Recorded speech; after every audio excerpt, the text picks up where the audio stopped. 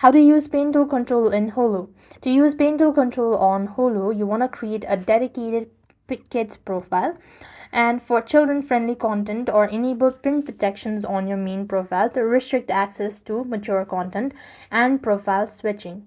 Now, both done by the manage profile section. So what you want to do is open your Hulu app onto your device and go to the profile icon and select manage profile from the list.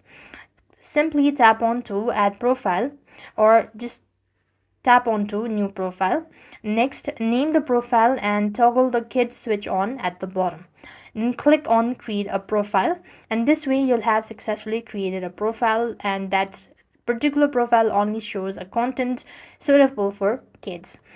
Next, you will also set up pin protections for adult profile. What you want to do is open Hulu once again, go to the profile icon and select manage profile from the list.